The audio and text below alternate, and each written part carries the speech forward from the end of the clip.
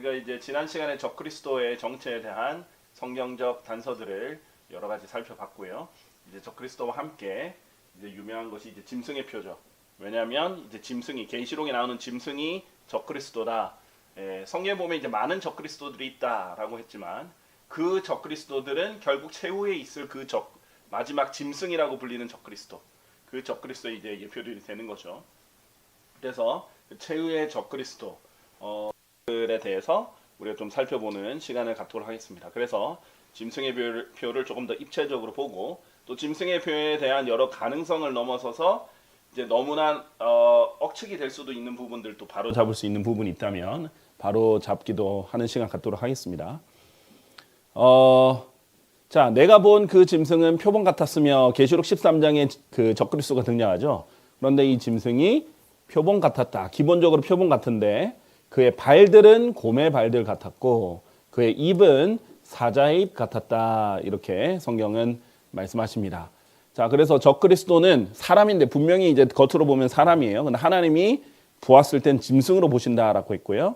그 특징을 보면 표범과 곰과 사자의 특징들을 가지고 있다.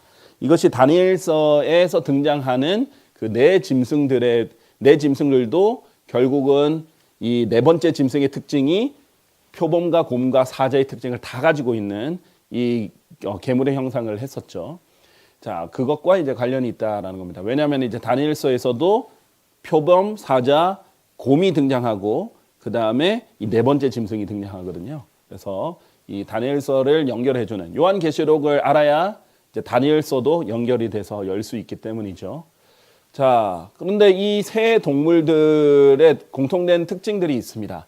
뭐 당연히 야수라는 것 또 특징이겠지만 특이한 특징이 공통된 게 있는데 이들 모두가 이 발톱으로 나무에 표식을 하는 짐승들이라는 거죠. 그래서 곰, 사자, 표범 다 나무에 이렇게 표식을 하는 것을 유명한데 성경에서는 사람을 나무로 비유를 많이 합니다. 그래서 나무들 같은 사람들이 걷고 있는 것을 제가 보나이다.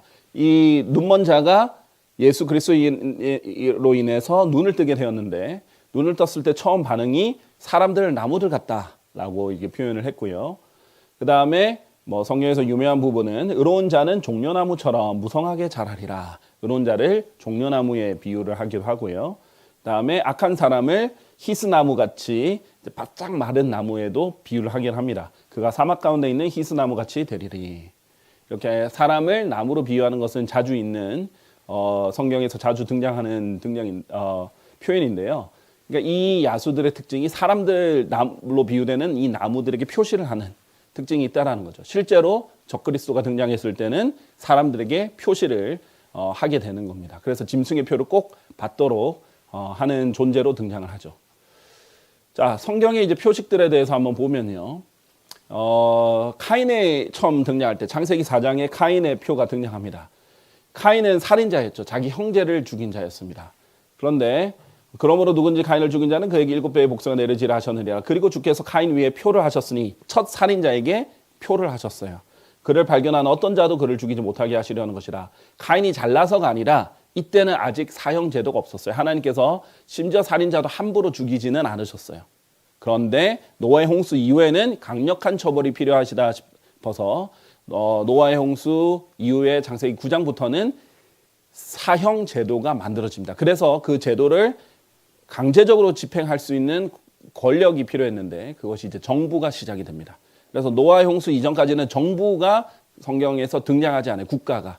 그런데 이 국가가 창세기 9장 이후에 워낙 폭력이 많아지기 시작하고 통제가 안 되는 폭력들이 증가하기 때문에 홍수가 내려진 이유 중에 하나가 폭력이었죠.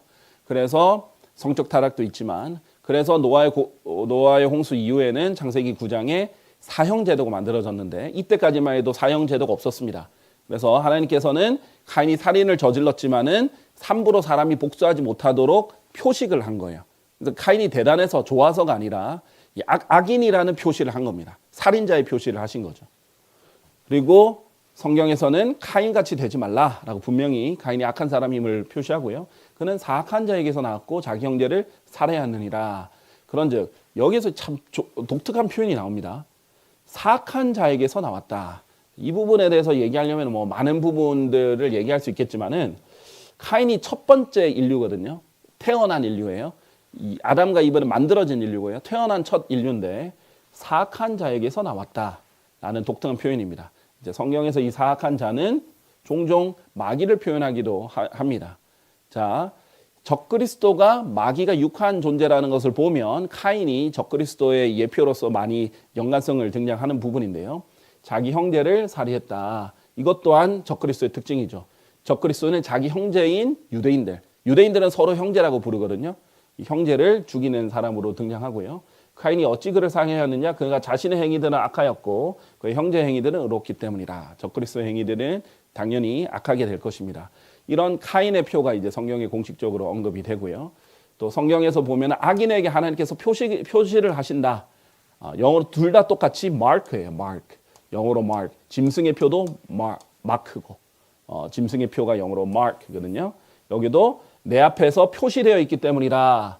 내가 초석으로 너를 씻고 너에게 많은 비누를 쓴다 해도 아무리 겉으로 빡빡 씻는다 해도 너의 죄악은 여전히 내 앞에 표시되어 있기 때문이라. 하나님께서 죄악을 표시하신다.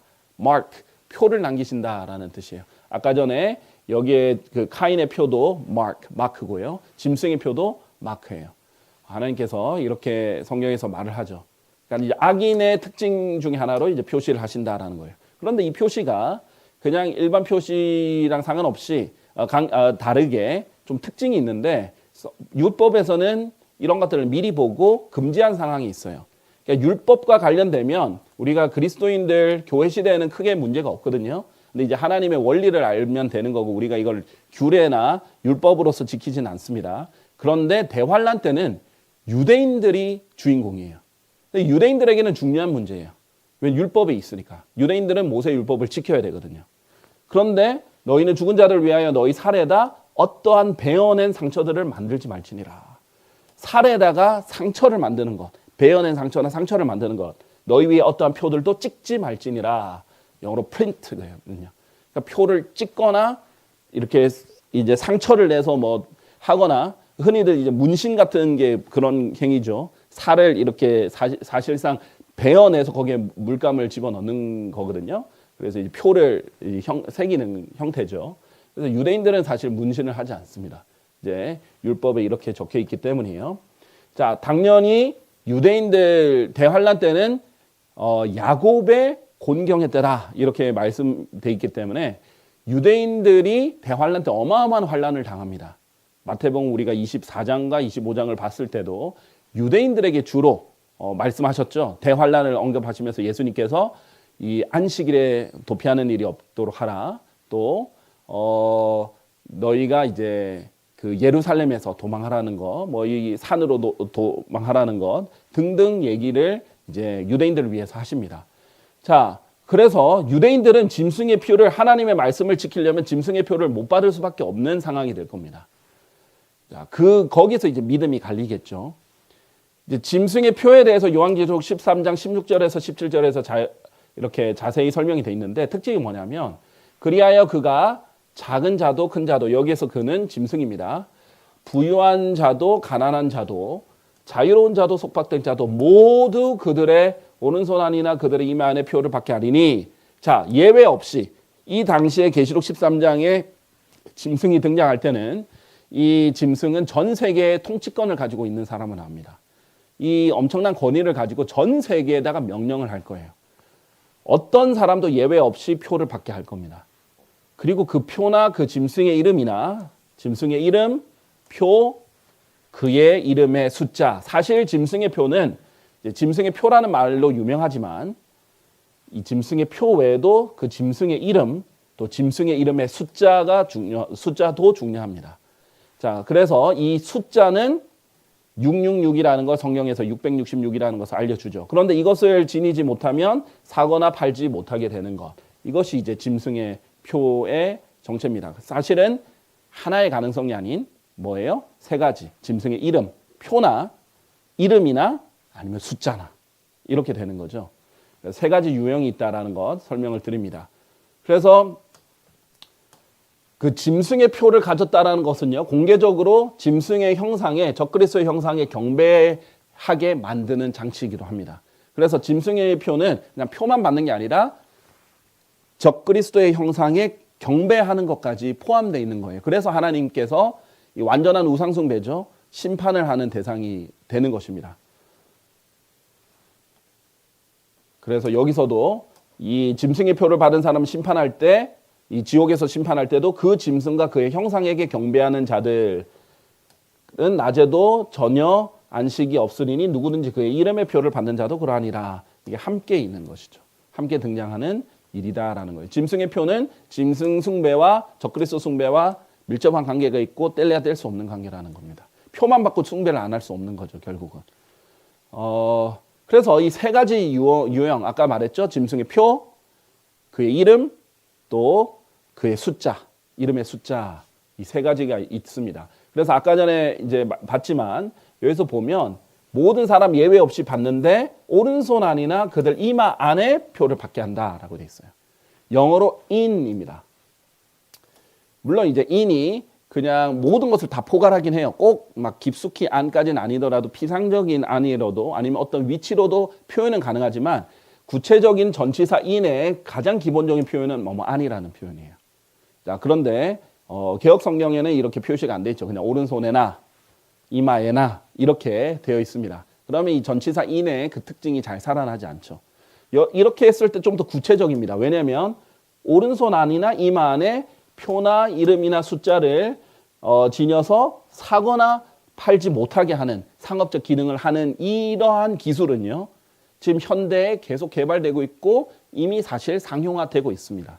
그래서 기술적으로는 이미 가능한 상태라는 거예요. 우리가 마지막 날들을 살고 있기 때문에 이런 일들이 현실적으로 일어난 것을 보고 있어요. 자, 뭐 인간 뇌의 칩 이식을 성공해서 생각만으로도 기계를 제거하는 기술이 이미 나왔고요. 그 다음에 이제 머스크도 이제 이런 것들을 이제 칩 삽입해가지고 뉴럴 링크를 해가지고 자기가 이제 설립한 뇌신경과학 스타트업 뉴럴 링크가 이런 것들을 성공했다고 밝히기도 하고요. 뿐만 아니라 이제 요즘은 이제 휴대폰 옛날 휴대폰은 냉장고처럼 이렇게 엄청 큰 걸 들고 다녔잖아요. 요즘은 이제 손 안에 있어요. 이제 점점 어떤 형태로 가냐면 이제 마이크로칩을 어떤 피부에 이식을 해서 이렇게 될 거라는 이런 기술들이 이미 나왔고요. 요즘 이런 마이크로칩을 이제 손에 넣어서 이제 이걸로 자기 아이디 그리고 이제 자기 신분증 또는 사거나 팔고 할 수 있는 것들, 여권 이런 것들을 이제 활용할 수 있는 기술을 이미 다 나와서 상용화되고 있습니다. 자, 왜냐하면 스웨덴에서는 이미 국가적으로 많이 실행을 해서 이미 6천 명 이상이 이제 마이크로칩을 이상해서 쓰고 있어요. 이런 데 가서 이제 대신 결제 대신 찍고요. 스웨덴이 이제 cashless society라고 해서 영어로 현금을 쓰지 않거든요. 스웨덴이라는 나라 전체가 현금을 쓰지 않아요. 그래서 이런 형태로 쓰거나 아니면 그냥 카드를 쓰거나 그냥 그 와이어링 해서 온라인으로 하거나 등등으로 하죠. 그래서 이런 나라들이 이제 점점 늘어나고 있죠. 그래서 제가 말하는 것은 이게 짐승의 표다라는 게 절대 아니에요. 당연히 지금은 짐승의 표가 없어요. 제가 말씀드린 것은 성경에 있는 오른손 안이나 이마 안에 표를 받아서 사거나 팔지 못하게 통제를 전 세계적으로 할 수 있는 기술이 이미 나와 있다라는 거예요. 근데 이제 우리가 마지막 날들 살고 있으니까 기술적으로 이미 가능하다는 시대를 살고 있다는 거죠. 누가 강력한 지도자가 나와서 이것을 규제로 만들면 되는 거예요. 그러면 시행이 가능하다라는 거예요. 그래서 왜 지금은 뭐 RFID든 뭐 베리칩이든 마이크로칩이든 뭐든지 지금은 짐승의 표가 아니다라고 말씀을 드릴 수 있는 것은 뭐냐면요. 일단 지금 계시록에 나와 있는 그 짐승의 표는 단일 세계 정부가 세워졌을 때예요. 아직은 단일 세계 정부가 없어요. 그리고 적그리스도가 스스로 정체를 드러내는데 성전에 앉아서 자신은 하나님이라고 칭하죠. 아직 예루살렘의 성전이 안 지어졌어요. 그리고 거기 앉아서 자기가 하나님이다 이렇게 칭하는 사람이 아직 등장하지 않았단 말이죠. 그렇게 하면 100% 그 사람은 적그리스도입니다. 그리고 짐승의 형상과 또 짐승을 숭배하는 것이 아직 펴지지 않았어요. 지금은 곳곳에 형상들이 세워져서 적그리스도에게 경배하라고 누군가에게 경배하라고 명령이 내려지는 때가 아닙니다. 왜냐하면 우리 요한계시록에 보면 그때는 그렇게 하지 않으면 목 베어서 죽여버려요. 그러니까 이것을 하지 않는 것은 사형입니다. 그런 강제성을 띠는 것이 아직 없다라는 거예요. 그리고 이것은 공개적으로 전 세계의 대중 앞에서 시행이 됩니다. 아직 그렇게 되지는 않았죠. 그리고 예외 없이 모든 사람에게 의무화가 돼야 됩니다. 근데 아직은 그렇게 되지 않았어요. 근데 단일 세계 정부에 의해서 강제로 집행되고 적그리스도 숭배와 당연히 연관되어 있고요. 짐승의 표 없이는 사고 파는 것이 불가능한데 아직 그 단계는 오지 않았죠. 다만 제가 말씀드릴 수 있는 건 뭐냐면 성경은 참 대단한 책이라는 거예요. 이미 이제 킹제임스 성경 같은 경우에는 400년도 더 전에 오른손 안에와 이마 안에, 그렇죠. 성경은 이제 몇천 년 전, 2000년 전에 기록되었죠. 그렇게 표를 받아야만 사고 팔 수 있다라는 것을 미리 기록해 놨는데 우리는 지금 기술적으로 가능한 시대를 가지고 있다라는 거예요. 그러니까 적그리스도처럼 강력한 세계 정부 지도자가 나와서 시행만 하면 다 가능한 기술이 있다라는 거죠. 그래서 현재는 짐승의 표가 등장하지 않았다라는 게 핵심이에요. 왜냐하면 안타까운 게 이 성경을 믿는 것은 좋은데 시대와 대상에 따라 구분을 못하는 바람에 지금 교회 시대인데도 불구하고 대환란인 것처럼 열심히 전도는 하시는데 전도 내용이 잘못된 분들이 있어요. 열심히 뭘 전하려고 하시는데 너무 안타깝게 베리칩을 받으면 지옥 갑니다. 이렇게 복음이라고 생각하고 전하는 사람이 있어요. 그것은 아직 아니라는 거예요. 우리는 지금은 주 예수 그리스도를 믿으라. 그래야면 너가 구원을 받을 것이요 너희 집안도 그러하리라. 이 내용을 전해야 되는데 지금은 그때가 아닌데 이제 잘못 전하는 것, 이제 시대와 대상을 구분을 해야 된다는 거 알려드립니다. 그러나 이제 얼마든지 그런 형태로 더 발전된 형태로도 시행은 가능하다라는 겁니다. 자, 이 부분이 성경 구절인데 이게 잘못 들어갔네요. 이게 아마 이제 편집하시는 분이 이분을 이제 전체 바꾸시다가 이렇게 잘못한 것 같아요. 그 숫자를 세어 볼지어다 이렇게 돼야 돼 있는데 이 부분은 성경이 잘못되어 있는데 이해해 주시기 바랍니다. 여기에 지혜가 있느니라 명철이 있는 자는 그 숫자를 세어 볼지어다. 아까 짐승의 이름에 숫자가 있다라고 했죠. 이는 그것이 한 사람의 숫자이며 그의 숫자는 666이기 때문이라. 그래서 이 짐승의 표, 이름, 그리고 숫자 이 세 개가 중요하다고 했죠. 이 666과 관련해서 몇 가지 가능성들, 다양한 가능성들 표현들을 보겠습니다. 제가 이것이 666이다라고 단정하지 않습니다. 왜냐하면 모르니까 숫자 666과 관련이 있다는 것만 알지 단정을 짓지는 않습니다. 그런데 다양한 표시들이 있을 수 있다는 거예요. 일단 히브리어로 666은 이 표시입니다. 히브리어 글자로 666을 표현한 거. 아라비아 숫자로는 이거고요. 헬라어로는 이렇습니다. 자, 그런데 이제 그런 것, 이제 아라비아 숫자를 교묘하게 666으로 만드는 형태로 보이는 것들은 이제 많이 있죠. 이게 이제 6 이렇게 된 거라서 이것을 이제 666의 마크로 보는 분들도 있어요. 근데 이제 약간 아쉬운 부분은 이렇게 남아있는 부분 있죠. 이 남아있는 부분에 대해서는 어떻게 설명할 것인가, 이라는 부분이 있죠. 어쨌든 좋은 건 아닙니다. 왜냐하면 이런 표식이 뉴 킹제임스 성경, 킹제임스 성경이나 다릅니다. 잘못된 거예요. 킹제임스 성경을 잘못 바꾼 거예요. 뉴 킹제임스 성경이 마크에 들어간 것은 좋은 건 아니죠. 자, 그리고 요 부분은 참 재밌어요. 히브리어가 이걸로 666이라고 했죠. 그런데 이게 딱 보면 뭐처럼 생겼어요?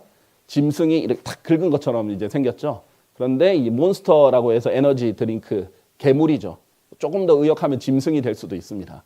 자, 그래서 요게 사실은 이제 히브리어로는 666인 거죠. 그리고 요런 에너지 드링크 요즘 많이 먹고 죽었죠. 등등의 이런 형태일 수도 있다라는 것이죠. 뿐만 아니라 이제 구글의 이 크롬 이 모습을 보고 이제 6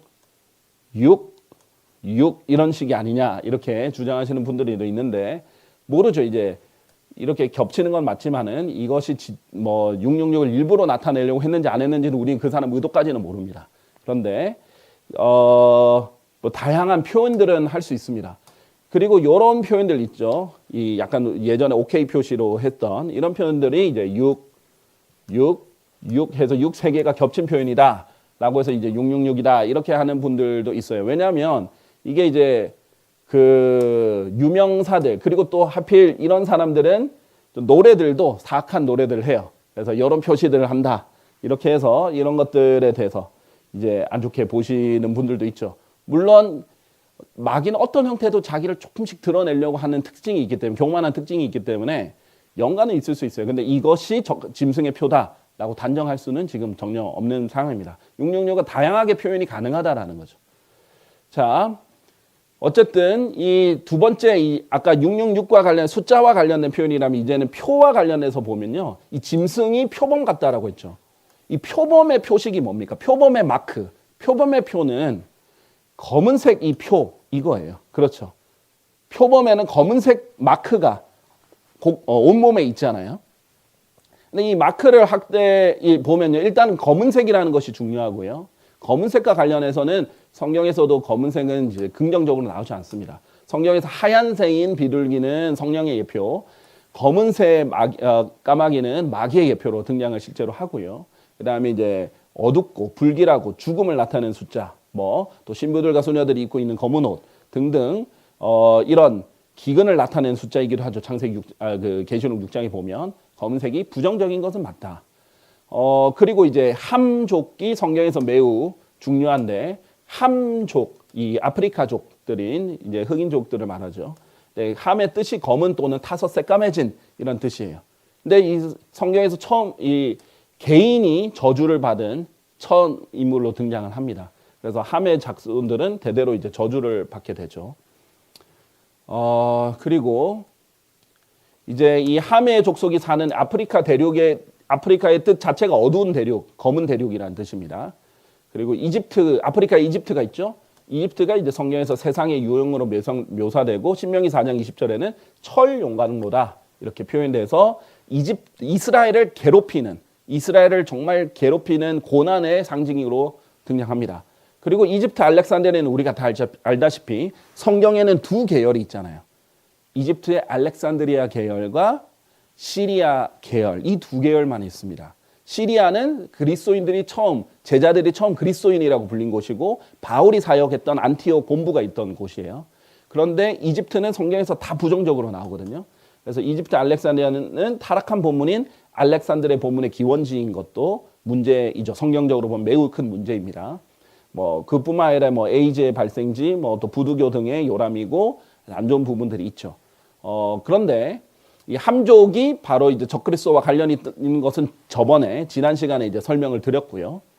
여기서 이제 검은색 보면은 이 마크들의 특징이요. 이제 뭐와 닮았냐면 키스 마크랑 닮았습니다. 그래서 실제로 이제 표범 마크를 키스 마크로 이렇게 차용하거나 이렇게 광고하는 데들이 있는데요. 키스 마크와 유사하다라는 거예요. 근데 이제 입맞춤 자체가 숭배와 관련이 있습니다. 성경에서 보면 바알에게 꿇지 아니한 모든 무릎들과 7,000명을 하나님께서 엘리야에게 말하자 7,000명 남겨두었다. 근데 바알에게 꿇지 않은 모든 무릎들과 그에게 저마다 입 맞추지 아니한 각각의 입이라. 이 바알에게 경배하는 행동이 무릎 꿇고 그 발에 입 맞추는 거거든요. 그래서 실제로 경배 표시 중에 하나가 이제 입을 맞추는 겁니다. 이렇게 발에 입을 맞춘 거.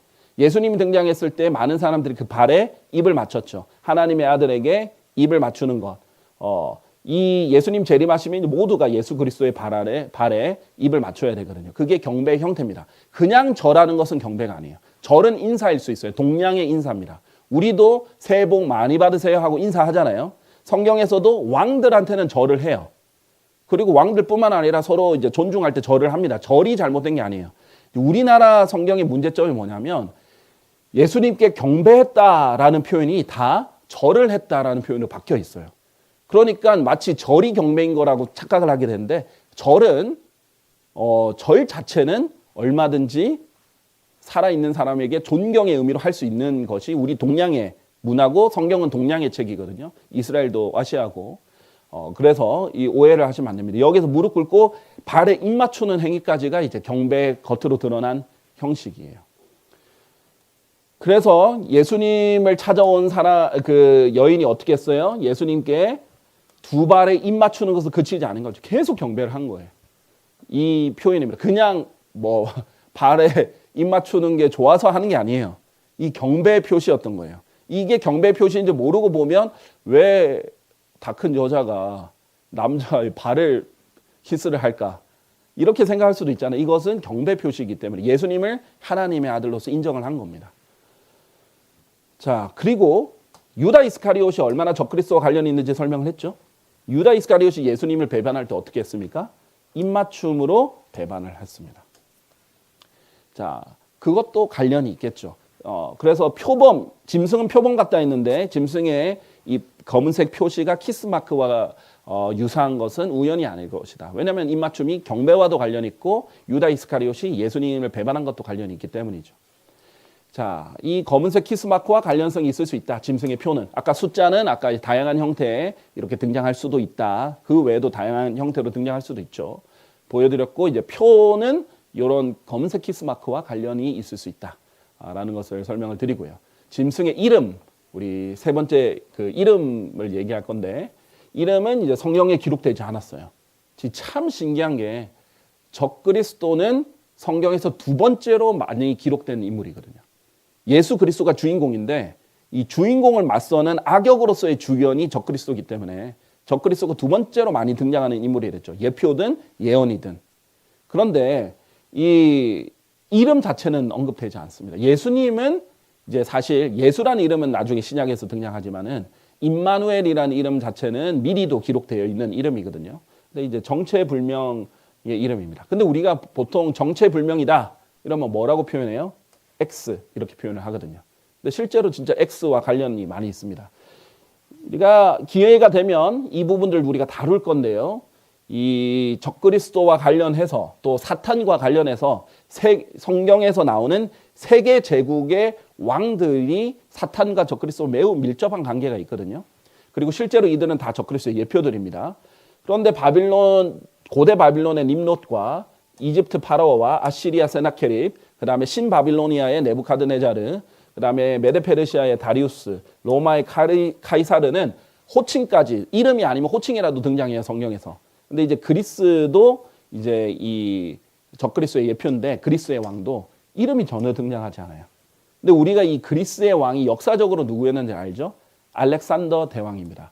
이제 알렉산더 대왕의 가운데 이름이 X로 이제 시작되죠. 근데 이것이 이제 우연히 일치로 볼 수도 있는데 성경에서 뭐 등장하는 다양한 표현들 또 세상에서 표현한 다양한 표현들 X가 들어간 표시들을 보면 그냥 넘어가기는 힘들 부분들이 있습니다. 우리가 666 할 때 6가 3번 들어가잖아요.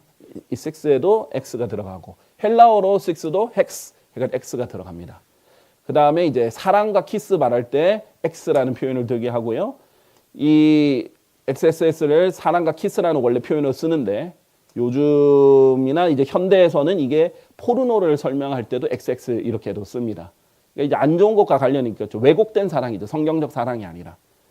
그 다음에 표범은 고양이과 동물에 속하잖아요. 성경에서 수많은 동물들이 등장합니다. 제일 많이 등장하는 동물들 중에 우리가 흔히 볼 수 있는 게 이제 개나 돼지나 많은 동물들이 등장하거든요. 뭐 늑대, 곰, 사자, 표범, 뭐 다양한 동물들이 등장하는데 유독 등장하지 않는 뱀도 등장하는데 그런데 우리에게 친숙한 동물 중에 하나 고양이가 고양이 아예 등장하지 않아요. 근데 이제 고양이과 동물은 표범은 등장합니다. 그래서 라틴어로 고양이는 펠릭스 X로 끝나고요. 그 다음에 검은 고양이도 이 X가 2번이 들어가고 북아메리카의 야생 고양이도 리넥스에서 X가 들어가고 스핑크스도 X로 들어가죠.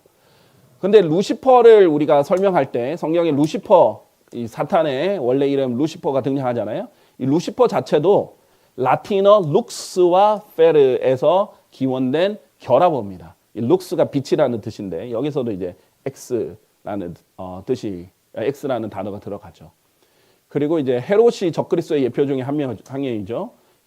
그런데 이 헤롯이 예수님이 태어날 때 파라오처럼 베들레헴에 있는 아이들 다 죽이는데 이 성경에서는 이 헤롯 왕들은 헤롯이란 이름으로 여러 왕들이 이어집니다. 이 예수님께서 이 헤롯 왕을 여우다 이렇게 했는데 영어로 fox죠. 그런데 헤롯이 이제 침례자 요한의 목을 초림 때 베잖아요. 침례자 요한은 우리가 자주 배웠었죠. 초림 때 사람들이 받아들이기만 했으면은 그 엘리야가 될 수 있었던 사람이었죠. 그러나 엘리야 영만 가진 채 엘리야로 되지는 않았던 사람입니다. 근데 대환란 때는 엘리야가 다시 등장한다라고 우리가 배웠습니다. 요한계시록 11장에 등장하죠. 적그리스도에 의해서 목배임을 당할 것입니다. 똑같이 목배임을 당해요. 그래서 이런 의미에서도 헤롯이 또 적그리스도의 예표이기도 한데 fox, 여우라는 표시가 됐고요. 또 적그리스도에 대한 여러 가지 설명 중에 하나가 이 카이사르가 적그리스도의 예표 중에 한 명이라고 했죠. 로마의 황제인 마지막 제국도 로마와 밀접한 관계가 있습니다. 그런데 이 카이사르가 온 세상에 조세 등록을 합니다. 이 조세의 이것이 세금을 말하는 거죠. 영어로 tax입니다. tax. 그 다음에 세금들을 징수하는 자, 다니엘서 11장에 보면 적그리스도로 세금들을 징수하는 자라고 했어요. 그래서 적그리스도의 특징 중에 하나가 세금입니다. 그리고 짐승의 표를 가진 자는 결국 어떻게 됩니까? 그의 형상 경배하는 자를 위해 고약하고 끔찍한 헌대가 생깁니다. 정확하게 어떤 질병인지는 모르겠지만 이러한 고약하고 끔찍한 헌대가 생기는 질병 중에 하나가 이제 전년도가 팍스 X로 끝나고요. 그 다음에 우리 크리스마스를요. 원래 크리스마스 자체가 이제 성경적인 것은 아니고 예수님이 12월 25일 날 태어난 게 아닌데 어쨌든 간에 이 그리스도 마스, 그리스도의 미사라는 의미로 크리스마스가 됐잖아요. 근데 요즘은 크리스마스 대신 엑스마스로 많이 한단 말이에요. 예수 그리스도의 이름 대신을 대체해가지고 X를 넣어요. 이것도 전 세계적으로 일어나는 현상인데 우연은 아닙니다. 자, 그런데 계시록 11장에 보면 이 두 증인들을 짐승이 적그리스도가 등장해서 죽여버려요. 그리고 목베임 당한 이 두 증인들의 이 시신들이 널브러져 있죠. 그런데 땅 위에 거하는 자들이 그들에 대하여 크게 기뻐하고 즐거워할 것이요 서로에게 선물들을 보내리라. 서로 선물을 주고받는 날이 되는 거예요. 그런데 이 기뻐하고 서로 기뻐하고 선물들을 보내는 전 세계적인 날이 이제 크리스마스잖아요. 그래서 이 날을 그냥 기념할 수도 있지만 이 날이 크리스마스일 가능성도 매우 크다. 그런데 이제 그때는 크리스마스라는 말보다 그리스도라는 말을 쓰지 않겠죠. 엑스마스 이런 식으로 지금처럼 이렇게 쓸 확률이 매우 높다는 거 보여드리고요. 그 다음에 이 평화라는 말이 이제 라틴어가 로마의 언어입니다. 자, 이제 짐승이 태우고 있는 여자가 로마 가톨릭이라고 했죠. 종교는 로마 가톨릭이에요. 로마고요. 그리고 이 팍스라는 단어가 이제 평화라는 뜻이에요. 라틴어로. 그런데 이 다니엘서에 보면은 이 적그리스도는 평화라는 단어를 많이 써서 많은 이들을 멸한다. 나옵니다. 평화. 지금 사실 평화라는 말을 쓴 군대가 그렇게 많아요. 대표적으로 UN 평화유지군. 근데 하는 일은 뭐예요? 사람을 죽이는 일입니다. 그러니까 평화라는 이름으로 전쟁을 엄청나게 많이 일으켜요. 이번에 러시아가 전쟁 일으켜도 평화를 위해서. 우크라이나가 계속 전쟁을 이어갈 때도 평화를 위해서. 이스라엘과 팔레스타인이 서로 싸울 때도 평화를 위해서. 라는 이름은 서로 죽이거든요. 그래서 이 로마의 평화라는 단어도요. 더 이상 전쟁이나 반란이 없다는 뜻이 아니라 무장 군대가 즉시 당신을 죽일 것이기 때문에 유지되는 평화라는 뜻이에요. 그래서 지금 이 세상 예수님이 오시면 전쟁이 없어져요. 무기가 없어져요. 예수님 오시면은 낫도 곡괭이도 이런 것들도 다 그냥 보습도 다 창 칼들이 이런 낫이나 보습이나 이런 것들로 바뀌는데 그때가 오기 전에는 예수님이 오시기 전에 이 세상에 진정한 평화 없어요. 서로 못 믿거든요. 그러니까 서로 더 많이 죽일 수 있는 무기를 만들어야 서로 위협을 하고 또 어떨 때는 힘을 가시해줘야 평화가 유지된다라고 믿고 있어요. 서로 그렇게 평화를 유지하려고 노력을 하는 거죠. 자, 이 평화라는 말에 팍스도 X가 들어갑니다. 이제 라틴어로 왕, 킹이라는 뜻이 렉스거든요. 렉스. 그런데 이 흰말, 이 계시록 6장에 보면 적그리스도가 흰말 탄자로 나오는데 왕관이 씌워져 있어요. 왕으로 등장을 하는 거죠. 자, 그런데 이제 요한계시록 19장의 흰말 탄자와 흰말탄자와 분들이 있어서 잠깐 설명드리면 6장의 흰말 탄자는 적그리스도지만 19장의 흰말 탄자는 예수 그리스도입니다. 이것을 헷갈려서 계시록 6장의 흰말 탄자를 예수님으로 가르치는 곳이 있어요. 큰일 나요. 왜냐하면 예수님을 뒤따르는 말들을 보면 다 뭐예요? 질병, 사망, 기근, 지옥 이런 것들이 뒤따라요. 전혀 예수님과 상관없습니다. 적그리스도와 관련이 있거든요. 예수님 19장의 예수님 흰말 탄자예요. 왜냐하면 적그리스도도 예수님을 자꾸 모방하려고 하거든요. 부활도 모방하려고 할 것이고 흰말 타는 것도 모방하려고 할 것이고 많은 것들을 모방합니다. 사실 적그리스도의 적이요. 엔티가 반대한다는 뜻뿐만 아니라 모방한다는 뜻도 있습니다. 자, 그런데 이 계시록 19장엔 많은 왕관들을 쓰고 있는 예수님이 나타나세요. 여기는 한 왕관 썼죠. 그리고 여기는 뭐가 가지고 있어요? 활 하나를 가지고 있어요. 그러나 계시록 19장에 등장하는 흰말 탄 자분은 많은 왕관들의 검을 가지고 있습니다. 검이 입에서 나오시는 분이에요. 활이 등장하지 않습니다. 두 개가 다른 거예요. 결국 비슷한 거 하나 가지고 같다라고 말해버리면 안 되는 거예요. 비슷한 건 비슷한 거고 같은 건 같은 거고 다른 건 다른 거. 이게 분별, 성경을 나눠보는 아주 중요한 부분이라고 말씀드렸습니다. 자, 그 다음에 목소리, 라틴어로 vox 이렇게 하죠. 여기 이제 구절이 있어야 되는데 구절이 없어졌네요. 이 구절에 보면 vox, 목소리, 라틴어의 목소리라는 뜻인데 계시록에 보면 하나님을 모독하는 입을, 큰 거대한 입을 가졌다.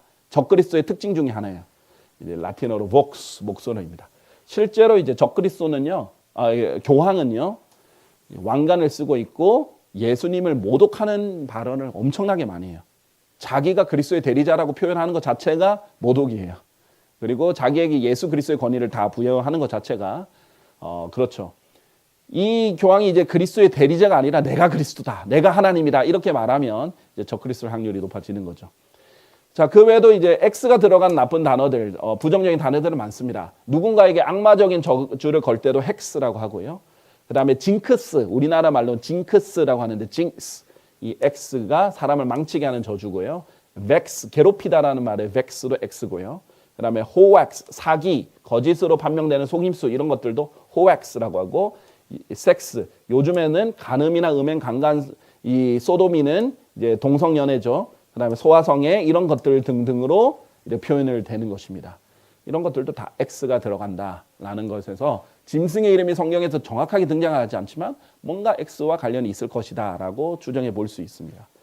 자, 그래서 결과적으로 우리가 세 가지 유형에 대해서 봤어요. 666의 다양한 형태, 뭐 히브리어 형태도 봤고 다양한 형태도 봤어요.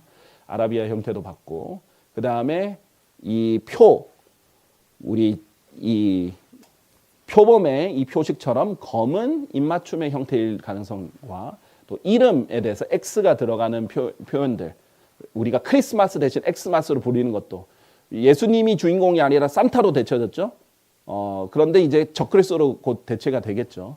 그런 식의 이제 대체 등을 봤을 때 이제 즉 적그리스도의 이름은 X와 관련이 있을 것이다. 이런 것들 우리가 다양한 가능성들을 봤습니다. 지금 우리 눈앞에 현실적으로 다 등장하진 않았어요. 그러나 우리가 성경적으로 이런 가능성들에 대해서 볼 수 있다라는 것 이제 살펴보았고요. 이것이 이제 우리가 짐승의 표에 대한 오해도 우리가 좀 줄일 수 있고 좀 더 정확하게 상세적으로 볼 수 있는 이제 종말론의 한 부분이 되었으면 좋겠습니다.